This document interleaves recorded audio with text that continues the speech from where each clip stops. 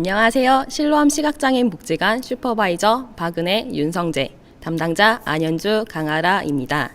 체중증 시각 발달 장애인과 함께하는 낮활동 지원 사례를 주제로 발표를 맡게 된 저는 강아라 사회복지사입니다. 의사소통이 어려운 시각 발달 장애인과 함께하기 위해 어떤 방법으로 접근했는지, 그리고 그 과정에서 나타난 도전적 행동에 대한 접근 사례를 발표하도록 하겠습니다. 구성은 소통과 사례, 성과로 구분됩니다. 소통하기는 손 스케줄과 종소리, 이용자 관찰, 손담으로 구성되어 있습니다. 손 스케줄과 종소리는 시각 스케줄 사용이 어려운 이용자에게 접근하기 위해 활용했던 방법입니다. 이용자 관찰과 손담은 말로 표현하지 못하는 이용자에게 긍정적인 표현을 알려주었던 방법입니다. 스케줄을 알려주기 위해 사용하는 손 스케줄은 다음 활동을 예측할 수 있도록 이용자와 함께 진행하는 활동입니다. 손가락을 하나씩 접으면서 일정의 순서를 설명합니다. 어떤 활동인지 영상과 함께 보도록 하겠습니다. 스케줄 알려줄게요. 오늘 일상하고 점심 먹고 나도 레크레이션 하고 간식 먹고 집에 갈 거예요. 잘할 수 있어요? 파이팅! 한 번 더. 파이팅! 다음으로 종소리는 시계를 보지 못하는 이용자에게 시간을 알리기 위해 사용하고 있는 방법입니다. 일과 중 식사와 간식 시간이 시작될 때 종소리를 들려주며 어떤 시간인지 설명합니다. 이를 통해 종소리가 들릴 때 점심, 간식 시간이구나 라는 것을 인지할 수 있도록 하였습니다. 그 결과 산책 중 주저앉아 이동하지 않던 이용자가 종소리를 듣고 일어났으며, 다른 이용자는 말로 설명하지 않아도 종소리를 듣고 의자에 앉아 식사를 준비합니다. 현재와 같은 방법이 사용되기 전까지 다양한 시행착오를 겪었습니다. 처음에는 매일 규칙적인 일과를 진행하며 예측 가능하도록 하고 매일 아침 하루 활동을 소개했습니다. 이후 이용자의 컨디션에 따라 프로그램의 유동성이 필요하게 되면서 규칙적인 일과에서 이용자의 선택을 중심으로 프로그램을 운영하고 있습니다. 종소리는 처음에 정각마다 울리는 시계를 놓고 뻐꾸기가 울리면 점심을 먹어요 라고 하며 시간을 알렸으나 구분이 어려웠고, 이후 종소리를 사용하기 시작했습니다.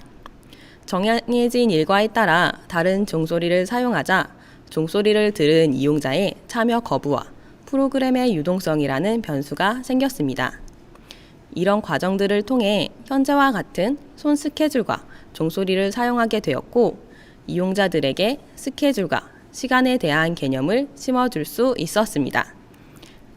다음으로 이용자의 표현을 파악하고 긍정적으로 전환시키고자 시도했던 방법을 소개드리고자 합니다. 첫 번째는 이용자 관찰입니다.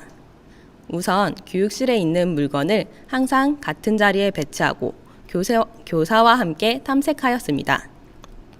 이후에는 스스로 움직일 때 한 걸음 뒤에서 원하는 물건이 무엇인지, 원하는 활동이 무엇인지 표현하도록 충분한 시간을 두고 기다렸습니다. 그리고 이때 가정으로부터 식사, 수면 등의 정보를 공유받아 이용자의 생활 패턴을 파악하였습니다. 이를 바탕으로 저희는 행동의 이유를 찾을 수 있었습니다. 그렇게 행동의 이유를 찾은 뒤 행동을 말로 표현해주기 시작했습니다. 예를 들어 물을 마시기 전에 현주씨 물 마실래요? 라고 물어보았고, 자리에서 일어나 바지춤을 잡는 이용자에게 하라씨 화장실 갈래요? 라고 물어보며 이용자의 행동을 말로 대신 표현해 주었습니다. 여기까지는 단순히 이용자 대신 의사를 표현해 주었다면, 다음에는 이용자가 자발적으로 의사를 표현할 수 있도록 손담을 도입했습니다. 손담이란 구어로 의사소통이 어렵고 수어나 보안 대체 의사소통 도구를 사용하는데 어려움이 있는 장애 학생을 위해 개발된 쉽게 표현할 수 있는 몸짓 상징입니다. 이 손담을 행동에 대한 언어적 표현과 함께 사용하며 자발적인 의사표현을 할 수 있도록 지원하였습니다. 손담 사용의 예를 들겠습니다. 한 이용자가 화장실을 갈 때 주먹을 쥐고 손을 3번 두드리며 화장실을 표현하고 화장실로 들어가도록 하며 화장실과 손담을 연결지었습니다. 영상을 함께 보시겠습니다. 주먹 쥐고 주먹 쥐고 화장실 갑시다. 화장실.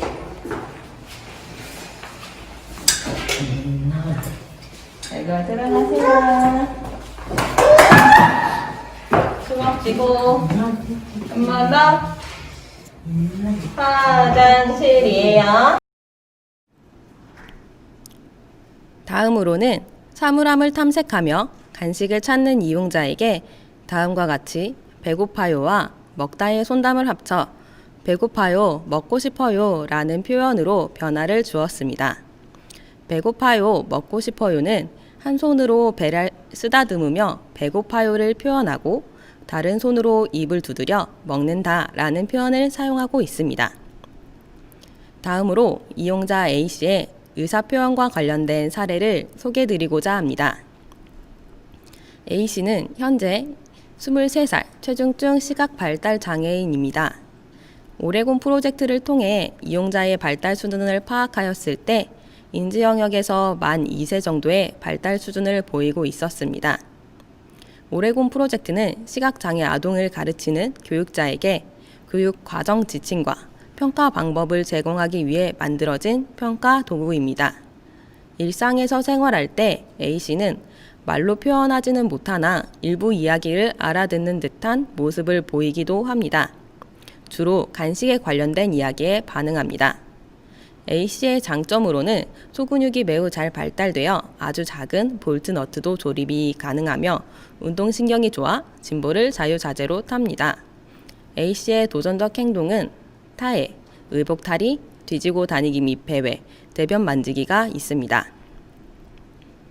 이 중 가장 의사표현과 관련 있는 타해와 뒤지고 다니기 및 배회에 대해 소개해드리고자 합니다. 타해는 주로 이용자의 안전 문제로 인해 제지하거나 잘못된 행동에 대해 지도할 때 나타나는 행동입니다. 이때 상대방의 신체 부위 중 손에 닿는 부위를 핥히거나 입으로 깨무는 동작이 순식간에 일어납니다. 뒤지고 다니기 및 배회는 센터 내 교육실에 갑자기 들어가 책상 및 주변 서랍장을 뒤지고 먹을 것을 찾는 행동입니다. 이때 다른 사람이 이용자를 막을 경우 타해가 나타나고 치약, 커피 믹스 등 손에 잡히는 섭취 가능한 모든 것들을 구분 없이 입으로 가져갑니다. 이러한 도전적 행동, 구체적으로는 뒤지는 행동에 대해 개입했던 과정을 소개해드리고자 합니다. 처음에는 원인을 분석하고 개입과 변화된 행동, 그리고 현재까지의 과정을 담았습니다. 우선 뒤지는 행동의 원인을 분석해 보았습니다. A씨는 시각장애로 인해 처음 접하는 공간에 대한 호기심으로 탐색을 하였고 그 과정에서 간식을 획득하였습니다. 그런 A씨가 다시 간식을 찾기 위해 같은 공간을 찾아가게 되었다라는 결론을 내릴 수 있었습니다. 이런 결론을 바탕으로 개입 방법을 세웠습니다. 개입은 총 3가지로 구분됩니다. 첫 번째로 뒤지는 행동을 제안했습니다. 이용자가 다른 교실에 들어가려 할 때 담당자가 막아서며 나탈동 교실로 돌아가도록 하였습니다. 그러자 바닥에 주저앉으며 담당자를 핥히고 끝까지 문을 밀고 들어가는 경우가 생겼습니다. 이렇게 한 번, 2번, 이용자가 다른 교실에 들어가기 시작하자 동일한 지원이 어렵다는 것을 느꼈고 2번째 개입을 계획하였습니다. 2번째로 환경을 재구성했습니다. 다른 교실들의 문을 잠그고 간식과 위험한 물건을 넣는 잠긴 사물함을 마련했습니다. 그러면서 담당자는 행동을 막는 것이 아니라 막혀 있다라는 것을 알려주며 따라가기 시작했고 어떤 물건이 있는지 설명하였습니다. 초반 A씨는 잠긴 문 앞에 주저앉아 소리를 지르고 문을 세게 치는 모습을 보였습니다.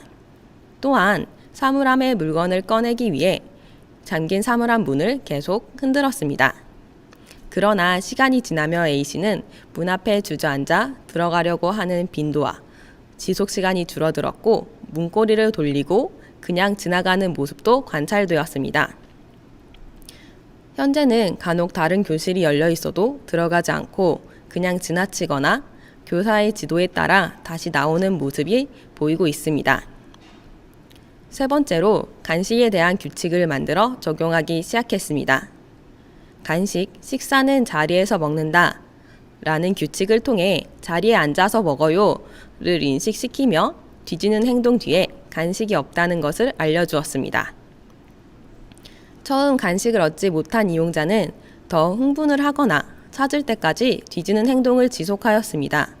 그래서 자리로 이동 후 바로 간식을 먹었으나 뒤지는 행동과 간식의 연결고리를 끊기 위해 점차 숫자를 세고 간식을 먹는다거나 진정된 후에 간식을 제공하기 시작했습니다. 이후에는 손담을 활용하여 이용자가 스스로 표현하면서 간식을 먹도록 지도하였습니다. 현재는 이용자가 일어나서 서랍을 찾는 행동이 보이면 교사가 먼저 간식 먹고 싶어요? 라고 물을 때 의자를 찾아 앉는 모습을 보이고 있습니다. 뒤지는 행동에 세 가지 방법으로 개입하자 A씨는 뒤지는 행동을 통해 간식을 찾으려는 모습이 현저히 감소하였고 이로 인한 타해 역시 크게 줄어들었습니다. 그러면서 자리를 찾아 앉는 등 긍정적인 모습을 보여주고 있습니다. 마지막으로 챌린지2 사업을 진행하면서 이룬 저희들의 작은 성과에 대해 이야기하려 합니다. 첫 번째로 아이에서 성인으로의 변화입니다. 저희 이용자들은 갓 학교를 졸업하고 성인기에 접어들며 챌린지2 사업에 참여하게 되었습니다. 그렇기 때문에 하라씨, 현주씨가 아니라 하라야, 현주야 라고 불릴 때가 많았고 간식을 먹을 때면 양손을 모으고 주세요 등과 같은 성인기에 맞지 않는 손담을 사용하고 있었습니다.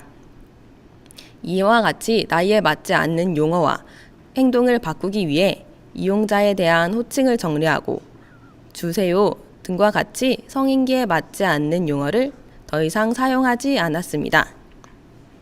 두 번째로 도전적 행동에서 긍정적 행동으로 초점을 바꾸어 접근하였습니다.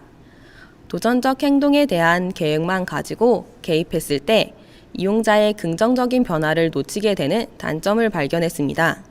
이에 타인과 상호작용하기, 자기 의사 표현하기, 바르게 앉기, 새로운 환경에 적응하기 등 평소에 개입하면서 놓치고 있던 부분들에 대한 개입을 구체화하기 시작했습니다. 마지막으로 교육 중심에서 이용자의 선택 중심으로 방향성을 바꾸었습니다. 초반 저희들은 이용자들이 지금까지 지내온 환경, 즉 학교와 비슷한 교육적인 측면을 강조하였습니다. 이에 작업, 보행 프로그램과 같은 활동을 시간표에 맞춰 계획하고 계속 참여하도록 유도했습니다. 그러나 이 활동과 시간표라는 틀이 이용자들에게 스트레스를 주며 도전적 행동으로 이어지는 것을 느끼게 되었습니다. 그러면서 일상 속에 이용자들의 선택이 들어있었는지 고민하였고 이용자의 선택 중심으로 방향성을 바꾸게 되었습니다. 다음과 같은 성과를 바탕으로 챌린지2 사업을 통해 최중증 시각 발달 장애인들이 지역사회에서도 조금 더 성인에 맞는 대우를 받으며 도전적 행동보다 긍정적인 행동으로 인정받고 그들의 선택이 존중받을 수 있도록 노력하겠습니다. 지금까지 실로암 시각장애인 복지관이었습니다. 4시에 2부에서 관악구 장애인 종합복지관의 당사자의 일상의 삶, 회복을 위한 협력적 지원 사례를 주제로 발표를 이어가겠습니다. 감사합니다.